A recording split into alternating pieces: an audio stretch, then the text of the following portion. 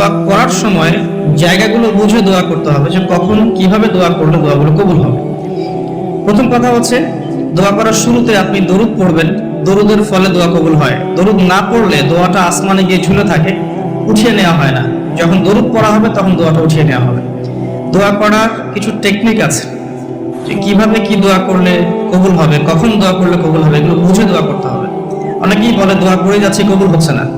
কিছু বিষয় আছে হয়তো এই কারণে হচ্ছে না, হয়তো বা আল্লাহ পাক চাচ্ছেন এটা আপনার জন্য পরে পাওয়ার উত্তম, সেই জন্য আপনি এখন পাচ্ছেন না। হয়তো বা আল্লাহ পাক আপনাকে পরকালে দিবেন বলে জমা রেখেছেন, হয়তো এই জন্য পাচ্ছেন না। অথবা হয়তো আপনার আকীদায় শিরক আছে, হয়তো এই জন্য হচ্ছে না। হয়তো বা আমলে বেদাত আছে, এই কারণে হচ্ছে না। অথবা আপনার রিজিকে কোনো হারাম কিছু আছে, মেবি এই কারণে আপনার দোয়া কবুল হচ্ছে না। অথবা আপনি তাড়াহুড়া করছেন। তাড়াহুড়ার ব্যাখ্যায় নবী সাল্লাল্লাহু আলাইহি ওয়াসাল্লাম বলেছেন যে মানুষ বলে আমি দোয়া করেই গেলাম, আমার দোয়া কবুল হলো না। তো আমরা জেনে নিব যে কোন কোন জায়গায় কিভাবে দোয়া করলে দোয়া কবুল হবে। এই বইটার মধ্যে সবই দেয়া আছে, হিসনুল মুসলিম বইটার মধ্যে। তারপর আমি বলছি আমার ব্যক্তিগত ইলম থেকে কিছু কথা, সেটা হলো দোয়া করার আগে অবশ্যই আল্লাহর প্রশংসা করবে, অ্যাটলিস্ট একবার আলহামদুলিল্লাহ বলে হাত তুলবেন। তারপরে আপনি নবী সাল্লাল্লাহু আলাইহি সাল্লামের কাছে উপরে একবার দরুদ পড়বেন। আগে আল্লাহর প্রশংসা, তারপরে দরুদ। এরপরে আপনি নিজের পাপের ক্ষমা চাবেন। আগে আপনি পাপ করেন বা না করেন, আগে বলবেন রব্বিক ফিরলি, আল্লাহ আমাকে মাফ করে দাও, পাপ করেন বা না করেন। এটা সুলাইমান আলাইহিস সালামের সেই দোয়া থেকে আমি শিক্ষা নিয়েছি। সুলাইমান আলাইহিস সালাম যে বিখ্যাত দোয়ায় বলেছিলেন যে আল্লাহ আমাকে এমন মুলক এবং রাজত্ব দান করুন যে মুলক আর রাজত্ব আপনি কাউকে কখনো দেননি। এই দোয়ার শুরুতে তিনি বলেছেন রব্বিক ফিরলি, আল্লাহ আমাকে মাফ করুন। তো এটা আদব, দোয়ার আদব হচ্ছে আগে নিজের ক্ষমা চাওয়া, আল্লাহর কাছে নিজের ভুলের ক্ষমা চাওয়া, তারপরে দোয়া করা। হামসানা, দরুদ, এরপরে আপনি ক্ষমা চাবেন। এবার আপনি দোয়াগুলো করবেন আপনার মন থেকে। আরবি দোয়া জানা থাকলে আরবিতে দোয়া করবেন, কারণ আপনি আপনার রবের সাথে আরবি দিয়ে কথা বলবেন, এর চেয়ে আসলে গর্বের কি হতে পারে? আরবি ভাষা কেন শিখবো, কি দরকার আছে? এটা কি সাম্প্রদায়িকতা? আল্লাহ রাব্বুল আলামিনের আল্লাহ পাক যে ভাষায় কোরআন নাজিল করেছেন, আল্লাহ পাক যে ভাষায় কথা বলেছেন কোরআনে, সেই ভাষায় আমি আল্লাহর সাথে কথা বলছি, এর চেয়ে গর্বের কি আছে আমার জন্য? আরবি কেন শিখছি, কেন শিখবো? এই ভাষা দিয়ে আমি আল্লাহর সাথে কথা বলবো। জান্নাতে এই ভাষা চলবে, কোরআনে এই ভাষায় নাজিল হয়েছে, কবরে এই ভাষায় প্রশ্ন করা হবে, তা আমি কেন এই ভাষায় আল্লাহর সাথে কথা বলবো না? এর মানে এই নয় যে কেউ যদি আরবি না জানে অন্য ভাষায় দোয়া করতে পারবে না, এমনটা নয়। অবশ্যই কেউ যদি আরবি না জানে, বেসিক দোয়াগুলো না জানে, সে বাংলাতে দোয়া করতে পারে, কোনো সমস্যা নেই। ইংরেজিতে দোয়া করতে পারে, উর্দু দিয়ে দোয়া করতে পারে। ভাষাগত পার্থক্য আল্লাহর কাছে নেই, তবে আরবির মর্যাদা আছে। আর এটা আমার কাছে গর্বের বিষয় মনে হয় যে আমি আরবি দিয়ে আমার রবের সাথে কথা বলতে পারছি। আমি আরবি দিয়ে কথা বলছি। আরবি দিয়ে দোয়ার ক্ষেত্রে আপনি এত ভালো করে মনের ভাব প্রকাশ করতে পারবেন অল্প শব্দে, যেটা হয়তো অন্য কোনো জায়গায় সম্ভব নয়। এরপরেও আমি বলবো যে মাতৃভাষায় মানুষের মনের ভাব প্রকাশের ক্ষেত্রে সহজতা আছে। যদি কেউ আরবি না জানেন, সেক্ষেত্রে মাতৃভাষাতেই বেশি বেশি দোয়া করবেন, চলতে ফিরতে দোয়া করবেন।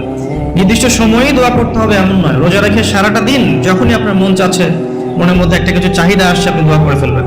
নবী সাল্লাল্লাহু আলাইহি ওয়াসাল্লাম বলেছেন, যদি তোমাদের কারো জুতার ফিতাও ছিঁড়ে যায়, সে যেন সেই ফিতাটাও আল্লাহর কাছে চেয়ে নেয়। প্রতিটা বিষয় আল্লাহর সাথে শেয়ার করতে হবে। আল্লাহ, আমার চাকরির দরকার, আমার রিজিকের সমস্যা, আমার পারিবারিক সমস্যা, আমার ব্যবসার সমস্যা, আমার ইলম অর্জন করতে চাই, আল্লাহ ইলম দান করো। আল্লাহ, আমি শারীরিকভাবে অসুস্থ। বিভিন্ন রকম সমস্যা আমরা জর্জরিত আছি। প্রত্যেক মানুষের কোনো না কোনো সমস্যা আছে। সমস্যা থাক বা না থাক, দোয়া করতেই থাকতে হবে।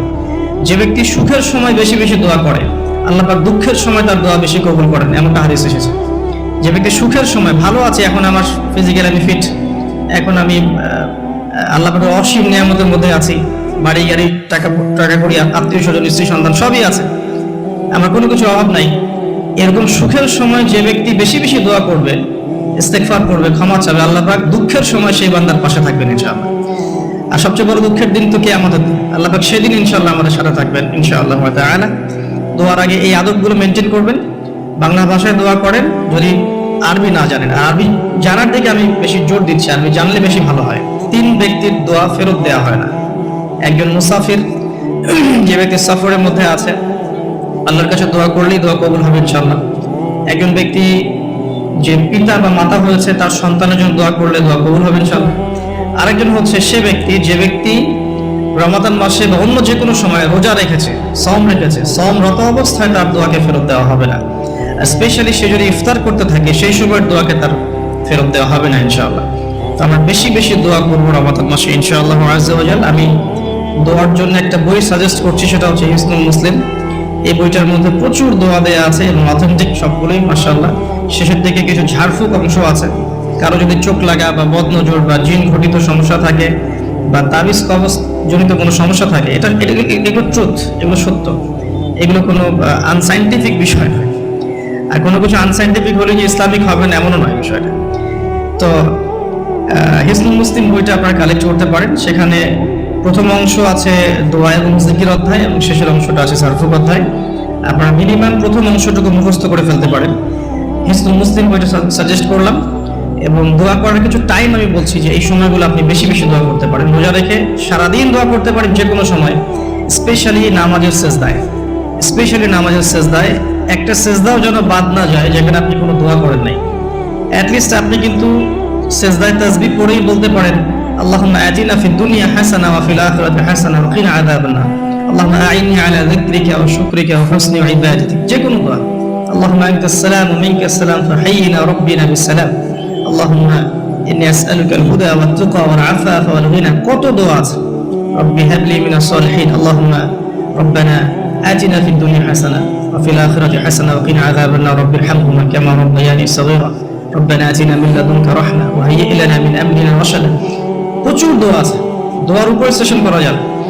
আপনি সেজদায় বেশি বেশি দোয়া করেন, মিনিমাম একটা দুইটা তিনটা করে দোয়া করার চেষ্টা করেন। এটা আরবি না জানেন, আপনি নফল নামাজে সুন্নত নামাজে বাংলাতেও দোয়া করলে ইনশাআল্লাহ কবুল হবে। আল্লাহ পাক সমস্ত ভাষায় বোঝেন ইনশাআল্লাহ তাআলা। সেজদায় দোয়া করেন বেশি বেশি। আমি সাজেস্ট করবো যে রমজান মাসে আপনি 2 আজানের মাঝখানে দোয়া করবেন।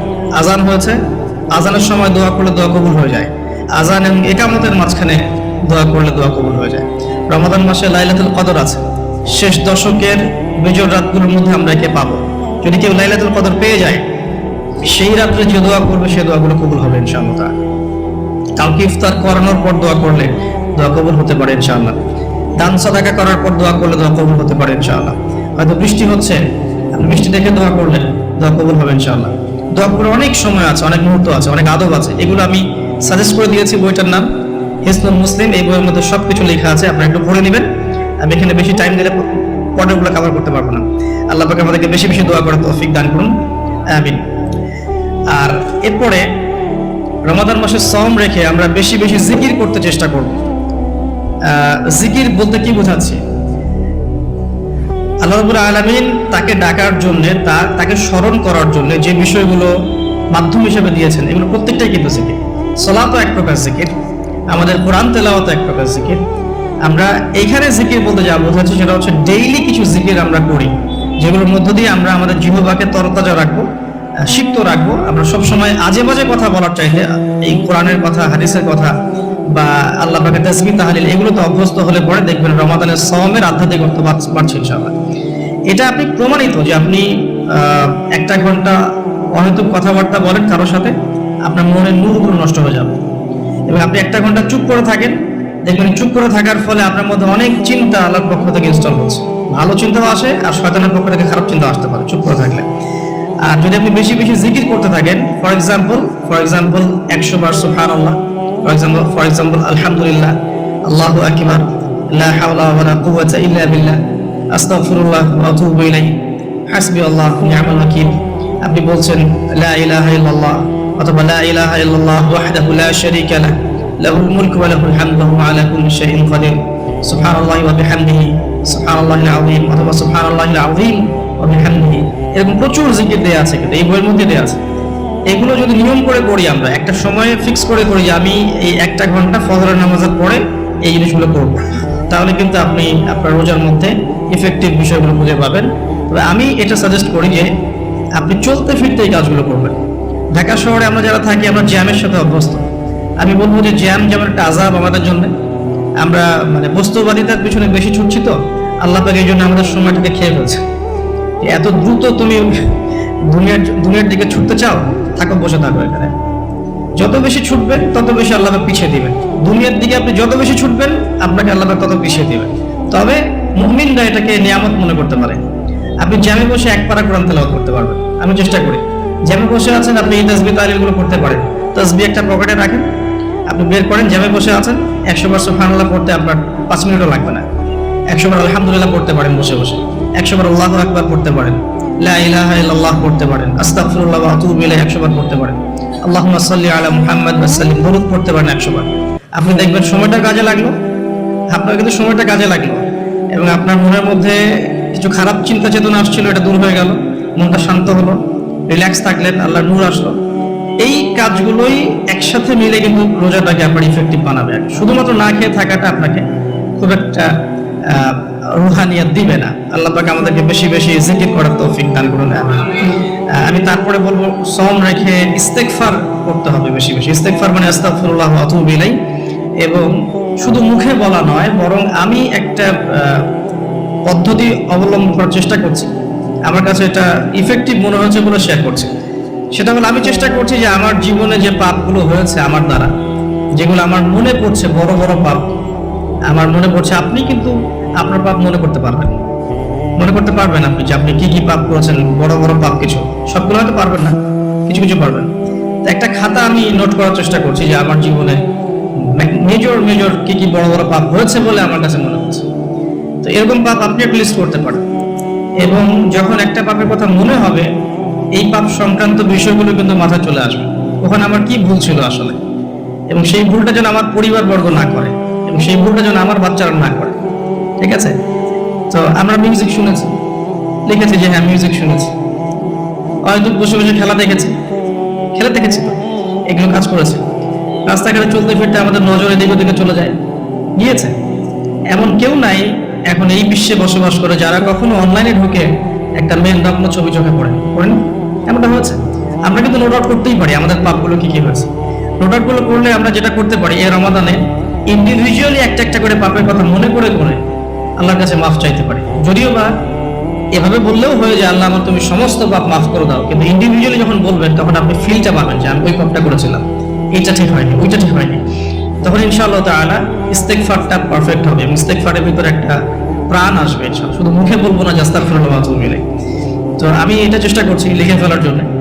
তো এখানে দুটো বিষয় আসবে, একটা হচ্ছে আমার কিছু আল্লাহর সাথে জড়িত পাপ, এবং আল্লাহর সাথে জড়িত পাপগুলো কিন্তু মাফ পাওয়া খুব সহজ। মুখলেস ভাবে তওবা করলেই আল্লাহ পাক মাফ করে দিবেন ইনশাআল্লাহ। এবং আল্লাহ রাব্বুল আলামিন এমনও বলেছেন যে আমি এই পাপগুলোকে নেকি দিয়ে পরিবর্তন করে দেব, এটা আল্লাহ পাক বলেছেন।